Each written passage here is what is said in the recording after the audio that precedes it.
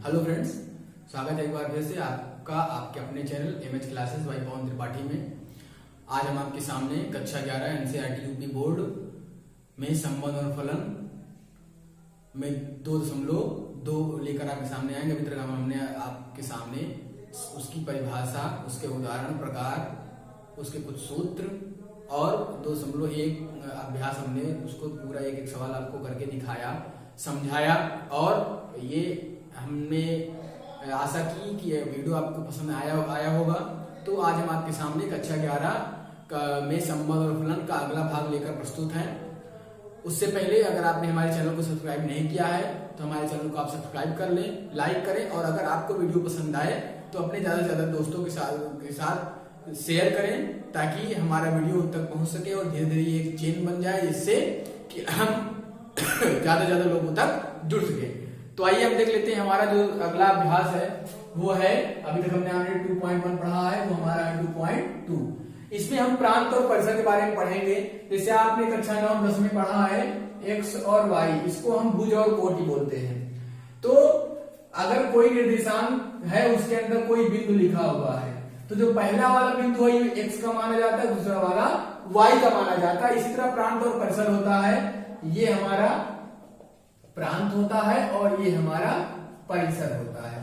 तो अगर कोई निर्देशांक लिखा हुआ है तो वो पहला वाला क्या है, प्रांत है, और दूसरा वाला क्या है, परिसर है। इसमें बस यही दो चीज है। रोशर फॉर्म लिखना हमने आपको संचय सिद्धांत में सिखा दिया था, अच्छे समझाया था। तो बिना समय वेस्ट किए हम शुरू करते हैं हमारा अभ्यास, और उसका हम पहला क्वेश्चन ले लेते हैं। तो हमारे अभ्यास में पहला क्वेश्चन है, पहला क्वेश्चन हमारा, हमें प्रांत और परिसर निकालना है, वो हम आपको करके दिखा रहे हैं। तो देखिए यहां पर इसमें दिया हुआ है a बराबर 1 2 3 4 डॉट डॉट डॉट 14, ये दिया हुआ है। r बराबर दिया हुआ है, r बराबर दिया हुआ है x, y such that 3x minus y बराबर 0, जहां x y belong to a, मतलब x और y ये इनके अवयव कहां है, a में है। तो a से a का एक संबंध आपको लिखना है, फिर इसके प्रांत, साप्रांत और आपको इसके परिसर निकालने हैं, ठीक है ना। तो चलिए सबसे पहले हम a 1 2 3 4 5 6 7 8 9 10, ये तो a दिया हुआ है। अब हम ये जो r का मतलब होता है रिलेशन, ठीक है ना, और रियल नंबर भी होता है। तो ये रियल नंबर है, अगर जेड आपके सामने आ जाएगा तो पूर्णांक होगा। तो ये 14 तक हमको संख्याएं दी गई हैं, 11 12 13 और 14। हमें समीकरण दिया हुआ है 3x माइनस वाई, ये समीकरण हमको दिया हुआ है। तो अगर हम इस समीकरण को लिखेंगे, समीकरण को हम 3x माइनस वाई बराबर 0, इसको हम क्या कर सकते हैं, या y बराबर 3x। अब यहीं से दोस्तों हमको प्रांत और परिसर प्राप्त होगा। जैसे जैसे x का मान हम रखते जाएंगे y का मान हमको पता चल जाएगा। तो x बराबर 1 2 3 4 रखने पर y बराबर कितना आएगा, 1 रखेंगे तो 3 आएगा, 2 रखेंगे तो 6 आएगा, 3 रखेंगे तो 9 आएगा, 4 रखेंगे तो 12 आएगा, ठीक है ना। इसी तरह जब हम 14 रखेंगे तो क्या आ जाएगा, 42 आ जाएगा, ठीक है ना। तो हमारा प्रांत क्या हो जाएगा, प्रांत हमारा क्या हो जाएगा, 1 2 3 4, परिसर क्या हो जाएगा, परिसर हमारा क्या हो जाएगा, 3 6, उसके बाद 9 12, ठीक है ना।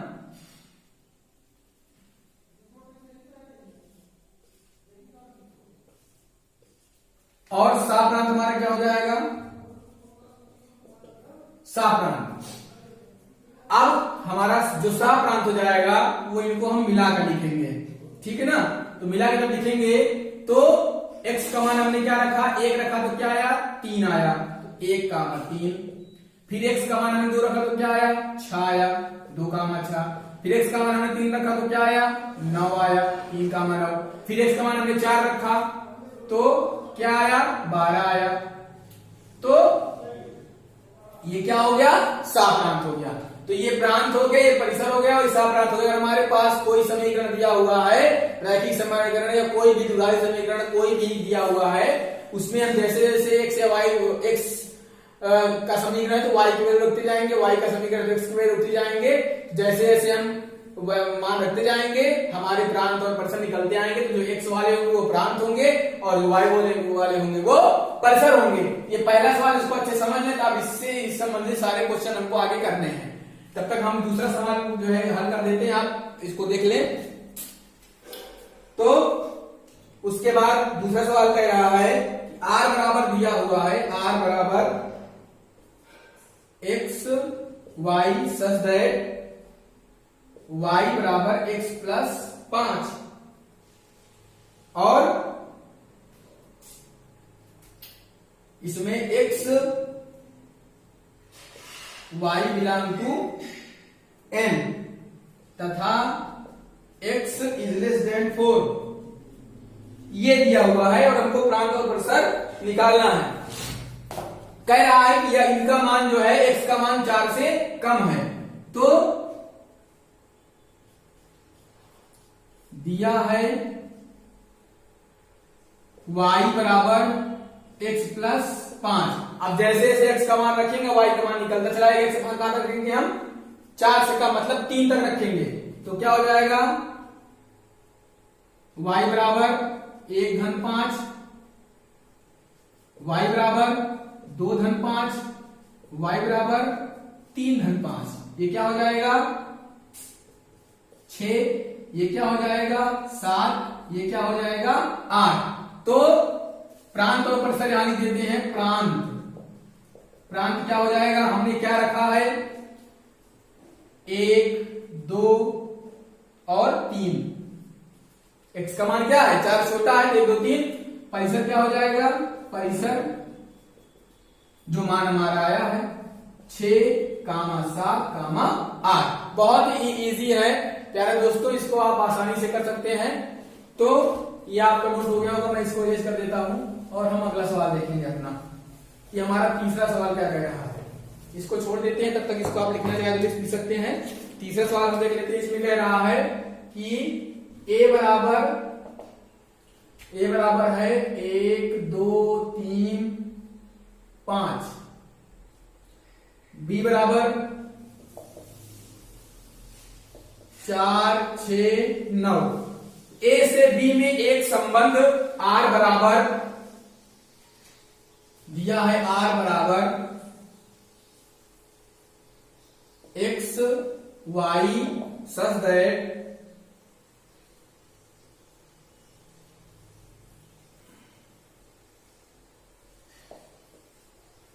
x y में अंतर विषम, ये दिया हुआ है, ठीक है ना।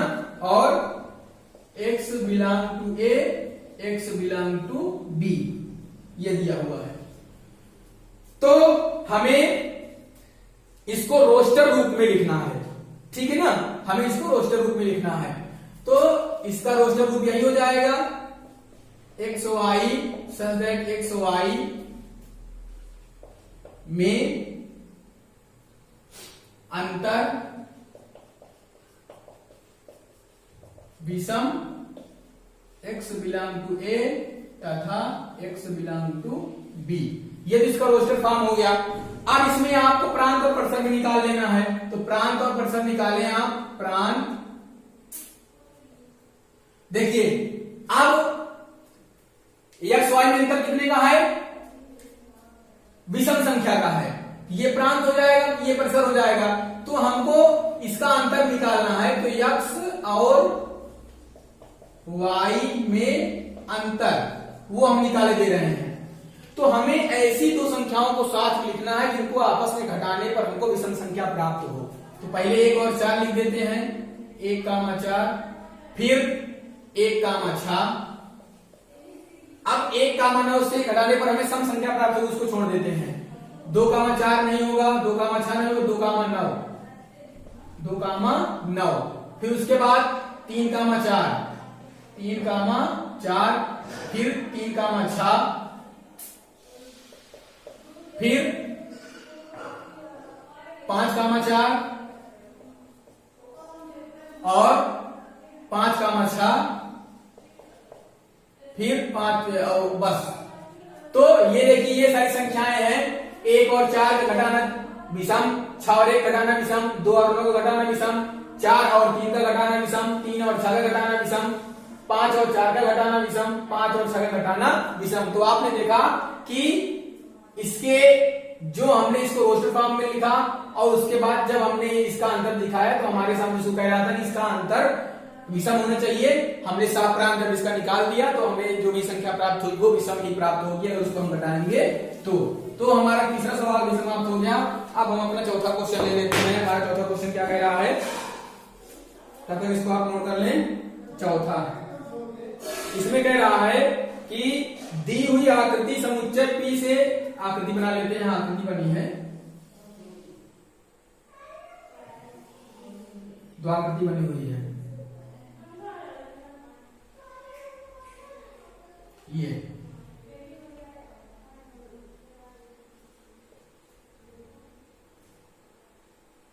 5, 6, 7,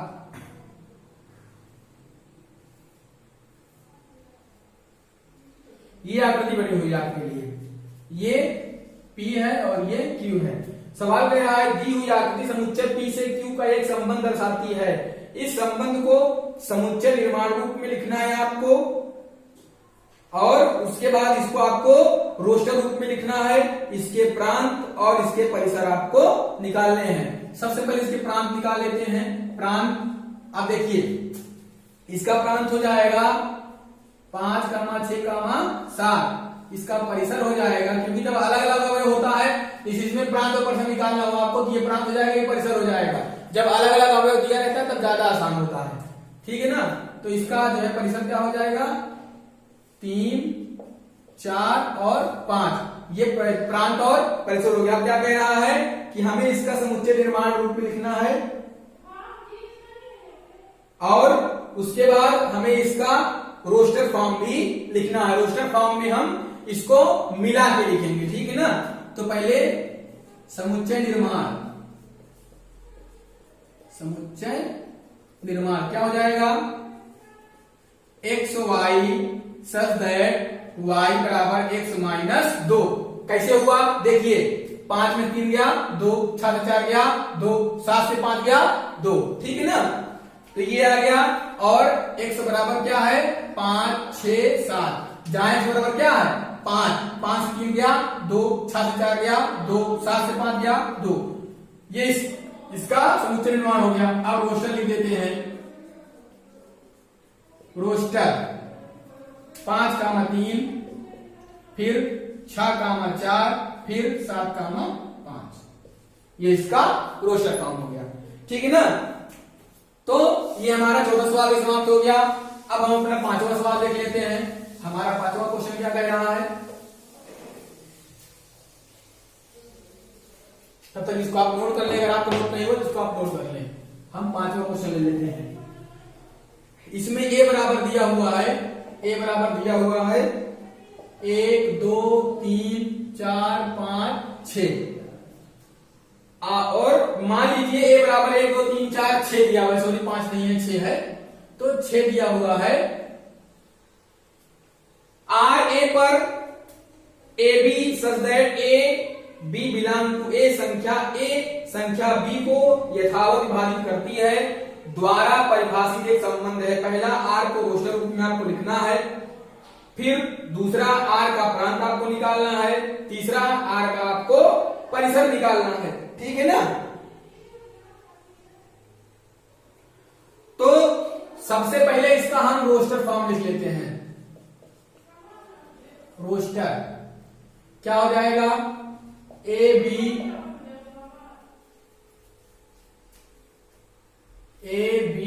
बिलोंग टू ए तथा ए विभाजित है बी से। ये इसका रोस्टर फॉर्म हो गया, ठीक है ना।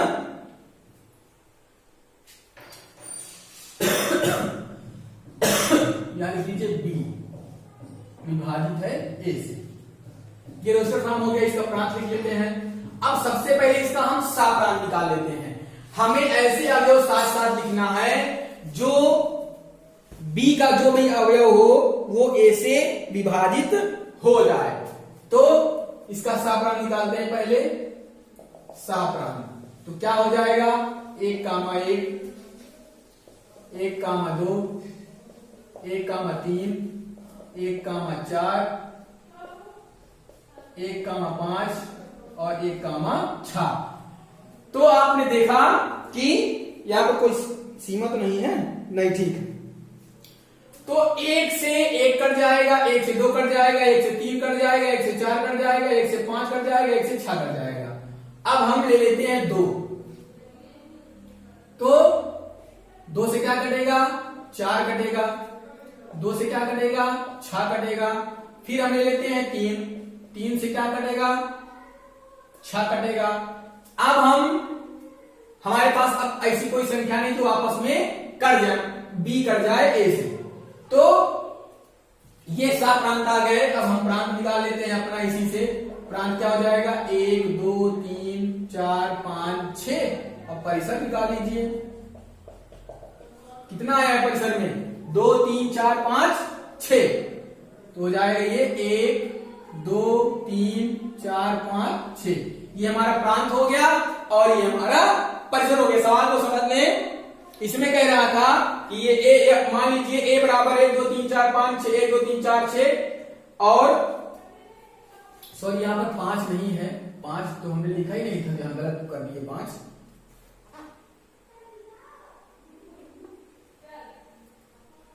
तो कह रहा था कि यदि ए बराबर 1, 2, 3, 4, 6, मान लीजिए कि आर ए पर A B such that A comma B belong to A, संख्या ए संख्या बी को यथावत विभाजित करती है, द्वारा परिभाषित है। तो पहला रोस्टर रूप में लिखना था, तो ये रोस्टर रूप में हो गया नंबर 1।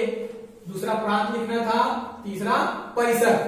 तो हमने ऐसे अवयव साथ में लिखे हैं, इसका हमने साप्रांत निकाला। तो ऐसे अवयव हमने साथ में लिखे हैं जो जिसमें ए से बी कट जाए। यहाँ 1 से 1 कट जाएगा, यहाँ 1 से 2 कट जाएगा, यहाँ 1 से 3, इसी तरह करके हमने साप्रांत निकाला। और आप जब सब जानते हैं कि जब भी साप्रांत निकलना है उसमें पहला अवयव आपका प्रांत होता है और दूसरा अवयव परिसर होता है। तो ये आपका 5वां क्वेश्चन था। अब हम 6वां क्वेश्चन ले लेते हैं। हमारा 6वां क्वेश्चन क्या है, एक ही सवाल लाइन करवा रहा हूं मैं। 6वां क्वेश्चन इसमें कह रहा है कि R बराबर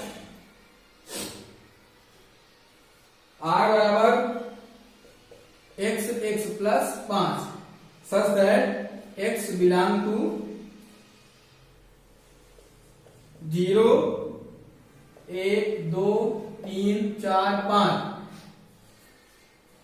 द्वारा परिभाषित संबंध R के प्रांत और परिसर निकालने हैं। तो x का मान हमको 0 से लेके 5 तक रखना है। ये हमारा प्रांत हो जाएगा और जो मान आएगा वो परिसर हो जाएगा, ठीक है ना। तो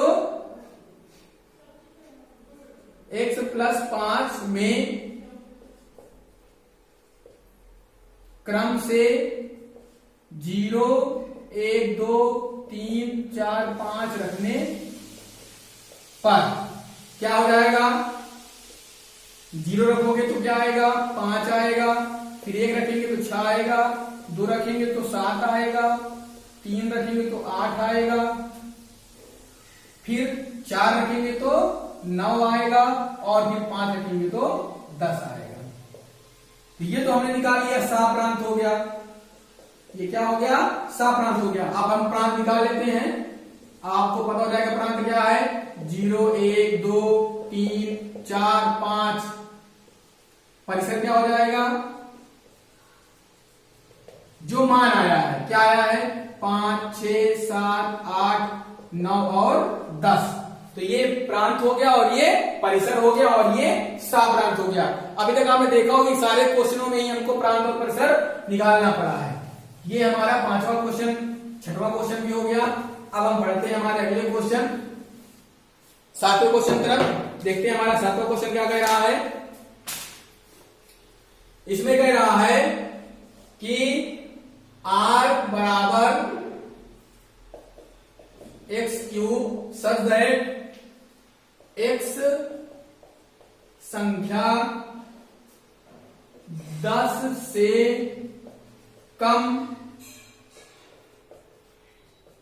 अभाज्य संख्या है को रोस्टर रूप में लिखिए। अब 10 से कम अभाज्य संख्याएं,